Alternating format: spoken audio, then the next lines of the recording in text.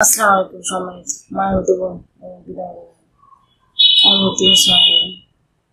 আপনারা তো জানেন আপনার যত কর্মই থাক না কেন 14 সাল থেকে আর আল্লাহর দিক থেকে বলতে গেলে আল্লাহ বলে একটা কর্ম দেখে, হ্যাঁ ধর্ম একটা কর্মই দেখে।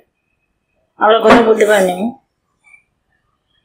আপনাদের সবারই আছে সেই কর্মটা, যারা 14 সাল থেকে আমাদের সাথে ছিলেন। আপনারা নিশ্চিত পাচ্ছেন না? অবশ্যই পাচ্ছেন, এই জন্য বলতেছিলাম আর কি। সুস্থ থাকেন, ভালো থাকেন, মার বাড়িতে হেল্প করেন আমাকে। আবারও মনে করে দিচ্ছি, স্টার্ট করতে না পারি আমার দরকার নেই জগতে থাকার, মনে রাখেন কিন্তু। হ্যাঁ, তবে আমি মনে করি, আমি এখন পর্যন্ত আমার মনে হয় বলতেছে, আমার মন আছে কিনা জানি না, আমি মন বলতেছে স্টার্ট হবে। আর মার বাড়ি ঠেকানোর কেউ নাই, এইটাই কারণ যার ক্ষমতা আছে সে তো নিজে বুঝে না, বুঝছেন?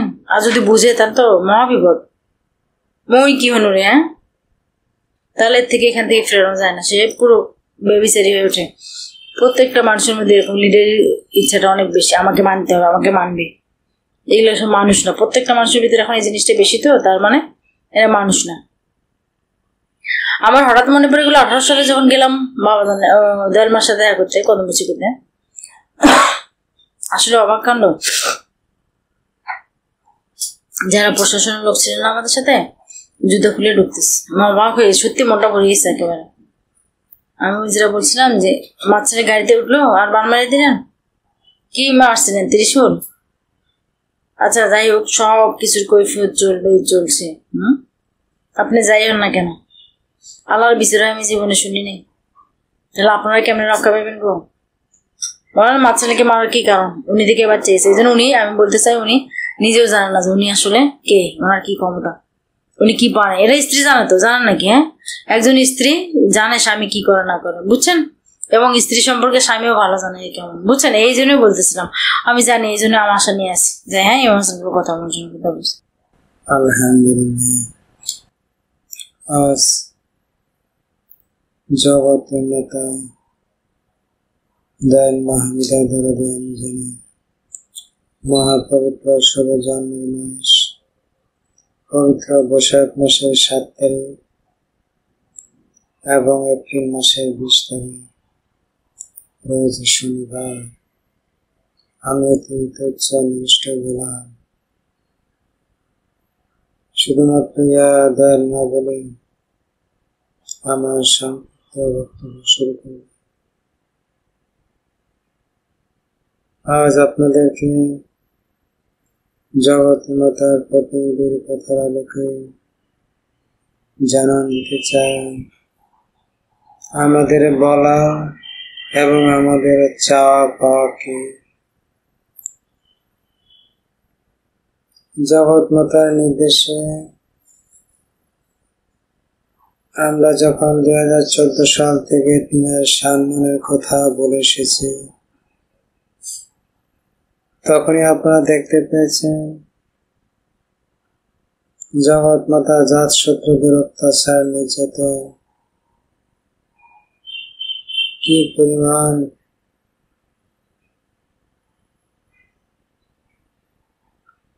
মানবতাকে হার বানিয়েছে। সে দৃশ্যগুলো যখন এখন চিন্তা করে অবাক হয়ে যায়। যখন 2 মুঠো ভাত পাইনি, এখন জগৎ মাতার অপার দয়াতে অনেক ভালো আছি। তাই বলতে চেয়েছিলাম আমাদের বলা এবং আমাদের চাওয়া। আমাদের বিশেষ করে আমার বলা একটাই, এই প্রচন্ড গরমে আমি আপনি যতটুকু কষ্ট না পাচ্ছি, যিনি আমার আপনার দক্ষিণী মাতা, তিনি কেমন আছেন একটিবার চিন্তা করুন। আর যিনি জগৎ মাতা, এই জগৎ সংসারের মালিক, করুণাময়ী মাতা, দয়াময়ী, প্রেমময়ী, স্নেহময়ী মা, তিনি আজ অবধি এই প্রচন্ড গরমের মাঝে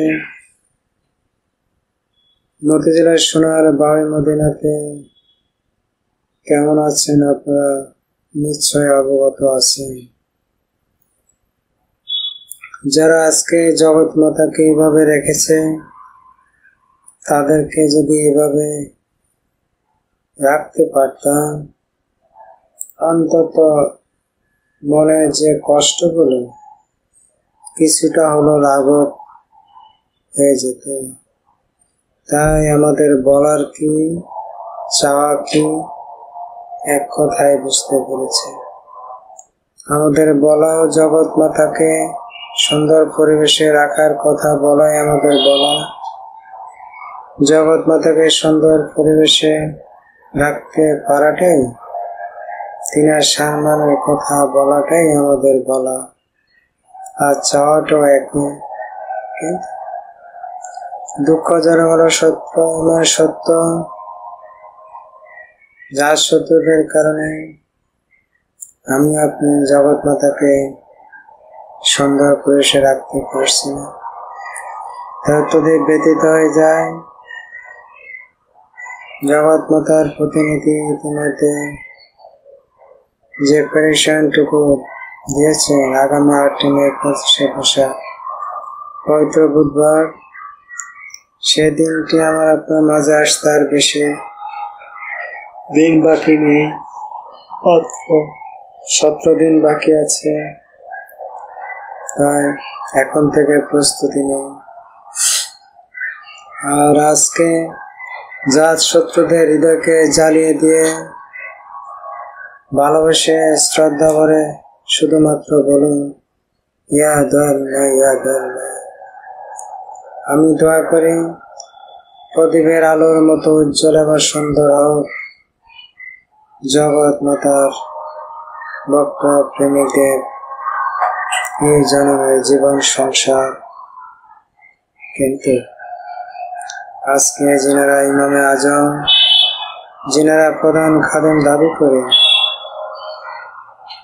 জগৎ মাতা পিতাকে এইভাবে রাখতে পারে, আমার আর কি বলার আছে। সেই জন্য বলেছিলাম, আমাদের বলা এবং আমাদের চাওয়া একটাই, যেমন নমরুদ ফেরাউন যেমন নিজেকে খোদা দাবি করে যেমন অভিশপ্ত হয়েছিল, তেমনি সাহেবজাদা সাহেবজাদিরা জগতে পিতাকে হত্যা করে এবং জগৎ মাতাকে 15টি বছর নোংরা পরিবেশে এবং তিনাদের সম্মানের ও দয়ের কথা বলতে বাধা দিয়ে তারা অভিশপ্ত হয়ে পড়েছে।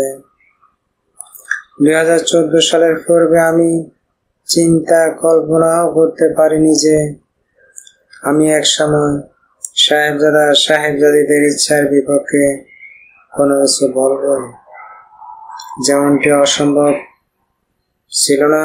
আজ বিপ্লব মাহমুদা প্রমাণ করেছেন এই হাইনা দলগুলোর বিপক্ষে কথা বলাই বলন্দনসী, যারা জগৎ মাতাকে খাতা প্রার্থী অর্থাৎ মিথ্যা দাবিদার বলে প্রচার করে, তারাই তো আজকে সাহেবজাদা সাহেবজাদি গং মুনাফিক হয়ে দাঁড়িয়েছে।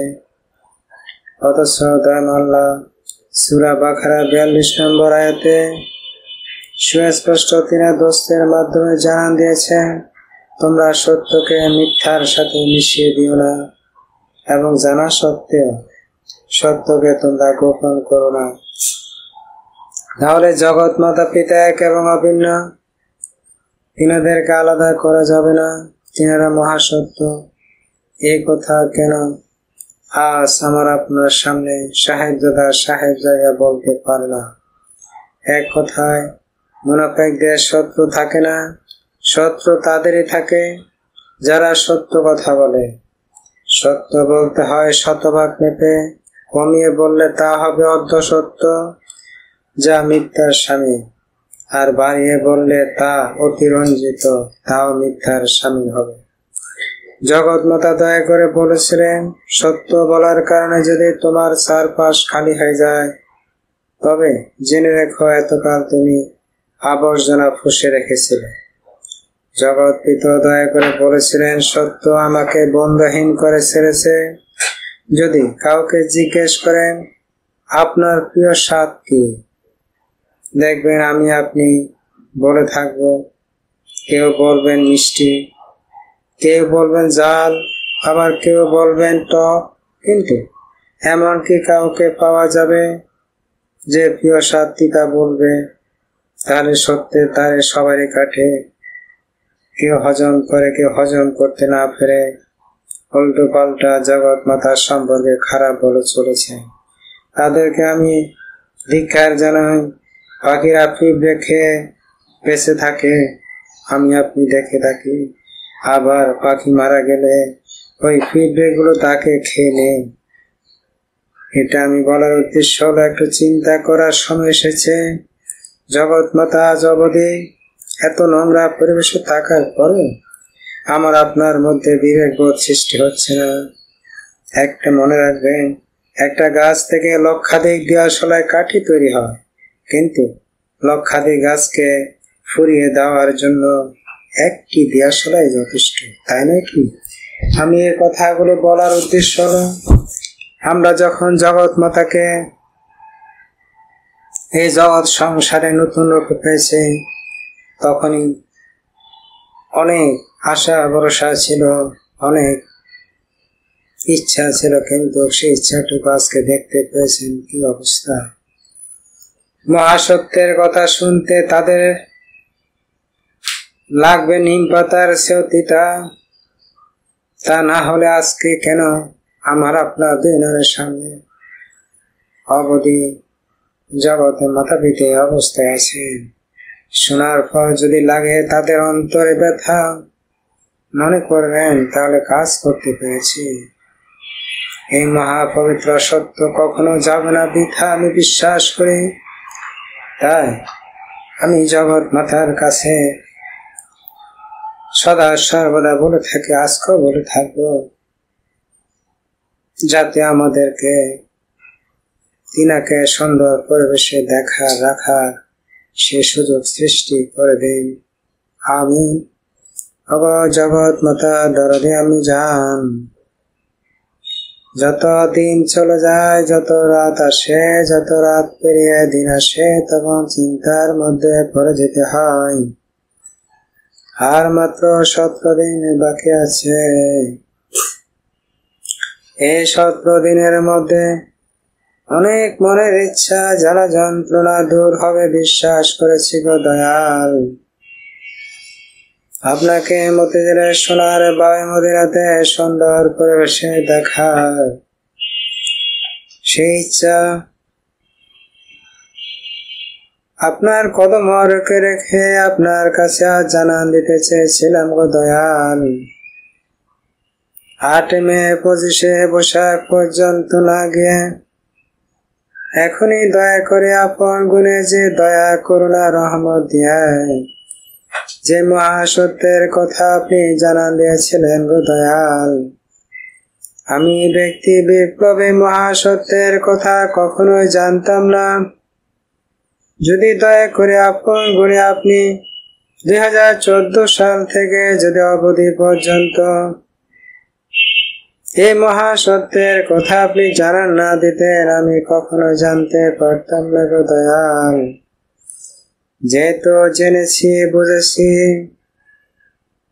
দয়া করে এখন আপনার কাছে আমার চাওয়া পাওয়া গো দয়াল।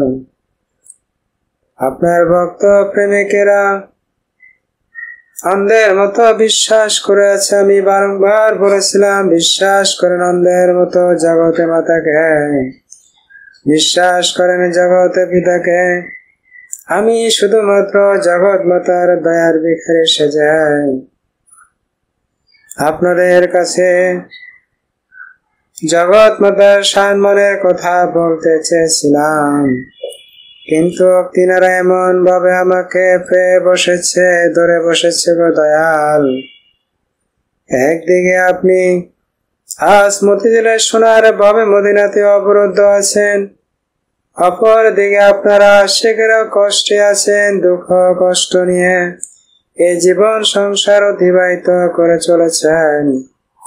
আমি আমার দুই নয়নের সামনে আপনার প্রতিনিধির কষ্ট দেখতে পাই, আমার দুই সন্তানের কষ্ট দেখতে পাচ্ছি, আপনার ভক্ত প্রেমিকদের কষ্ট দেখতে পাচ্ছি। তিনারা যে আমাকে বিশ্বাস করে আপনার দিকে তাকিয়ে আছেন, আমি তো আপনার দয়ার দিকে তাকিয়ে আছি, ভিক্ষুক সেজে বসে আছে। এমনই কঠিন মহাসংকটে দয়াল এমন দয়ার পরিচয় দিয়েছেন, যাহা আপনি দয়া করে পরিচয় না দিলে জনম শেষ হয়ে যেত, কখনো দিন এই মহাসত্যের পথ জানতে পারতাম না। যেহেতু জানতে পেরেছি, বুঝতে পেরেছি, আপনাকে সুন্দর পরিবেশে রাখার সুযোগ দিয়ে জগৎবাসীকে মহাসত্যের সুশীতল ছায়াতলে আশ্রয় ভিক্ষা দিলে আপনার দয়ালের তো কারো কাছে কপিও দিতে হবে না। হায়না দলদের অপপ্রচারে আপনাকে আজকে জগৎবাসী ঢেকে ফেলেছে। হায়না দলদের অত্যাচারে আজকে আপনাকে জগৎবাসী চিনতে পারে না। আপনার কথা বললে মুনাফিক হয়ে যায়, আপনার কথা বললে কাফের হয়ে যায়। আপনাকে মূল শক্তির আধার বললে অনেক হায়না দলেরা দয়াল মা ফাতেমা আলাইহিস সালামকে চিনে না। আফসোস, আমার জন্ম তো চিরজনম দুঃখিনী মা ছাড়া সম্ভব নয়। যিনি জগৎ মাতা, যিনি বিশ্ব মাতা, যিনি শেষ চিরজনম দক্ষিণী মাদের মাতা, তিনাকে এত অপমান অপদস্থ করে এই জগতের সংসারে শান্তির আশা করে বসে আছে।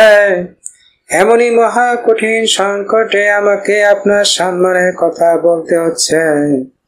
তাই আমার মনের কথাগুলো আপনার কাছে প্রকাশ করতে পারি না। অব্যক্ত কথাগুলো কবুল করে নিয়ে মতিঝিলের সোনার বাবে মদিনাতে যাতে সুন্দর পরিবার সৃষ্টি করতে পারে, এই দয়া করুণা মায়া আপনি আপন গুণে আমাকে ভিক্ষা দিতে হবে, নচেত আপনার যে বদনাম হয়ে যাবে। কারণ আমি তো কোনোদিন আপনাকে চিনতে পারি নাই। এই জন্মে যদি আপনি দয়া করে আপন গুণে আপনার প্রতিনিধির উসিলায় যদি ধরা না দিতেন, কখনোই আপনি যে মূল শক্তি, আপনি যে সর্ব, আপনি যে আল্লাহর আল্লাহ, কখনো দিন বুঝতে পারতাম না। এমনই দয়ালের কথা বলে শান্তি পাওয়া যায়। এমনই প্রচন্ড গরমের মাঝে যখনই আপনার সম্মানের কথা বলা হয়, তখনই প্রচন্ড শান্তি ফিরে পায়। এমনই দয়ালের কথা বললে হায়না দলেরা কিভাবে অপপ্রচার করে চলেছে, এদের থেকে আমাদেরকে রক্ষা করুন গো দয়াল।